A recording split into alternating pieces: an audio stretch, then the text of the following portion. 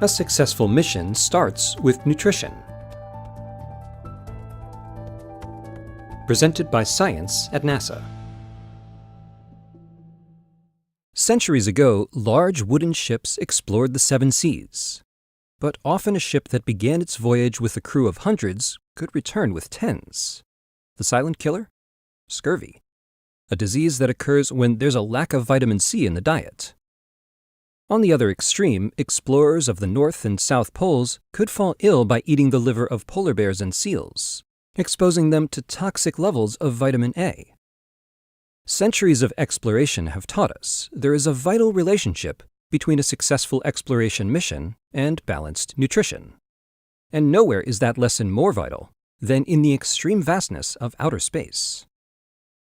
NASA nutritionist and manager for nutritional biochemistry Scott M. Smith, Ph.D. notes, "We're studying nutrition aboard the International Space Station, or ISS, by tracking what astronauts eat and how their body mass and health change over time in microgravity. Menus that lack variety and busy schedules can impact the astronauts' dietary intake, and insufficient intake leads to weight or mass loss, bone and muscle loss, cardiovascular effects, and more. The foods on ISS are all shelf-stable. There is no refrigerator or freezer for food. Right now we're lucky because we're able to deliver fresh fruits and vegetables to the station. But think about the first human trip to Mars and back, which may take 30 months or more.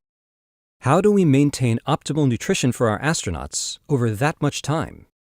The challenge is clear.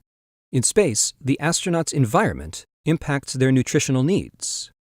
Astronauts have higher radiation exposure, higher atmospheric levels of carbon dioxide, low humidity, and microgravity, which can all have effects on their health.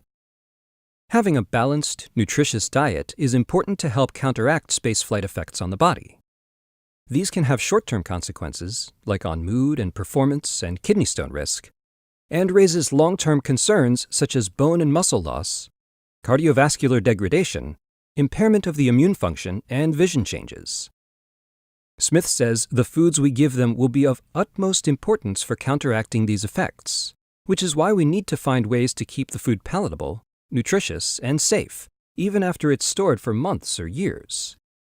Keeping an eye on intake will be important too. Currently on ISS, astronauts use an iPad app to track intake, and this gives them real-time information on their diet.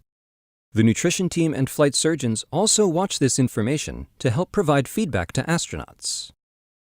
This attention to astronaut nutrition is also paying dividends for those on Earth. Smith notes that astronauts on board the space station have already delivered a plethora of nutritional data that can be applied to all people. He says we've gained new insights into how nutrition can have effects on all human systems, including dietary effects on bone loss, which affects the elderly in particular, and how to better treat that condition and others. Of course, says Smith, a simple start for people on Earth to maintain optimal health is the same as it's been for centuries. Keep eating your fruits and veggies. For more science from the International Space Station, go to www.nasa.gov/ISS-science. For more appetizing information about space exploration, visit science.nasa.gov.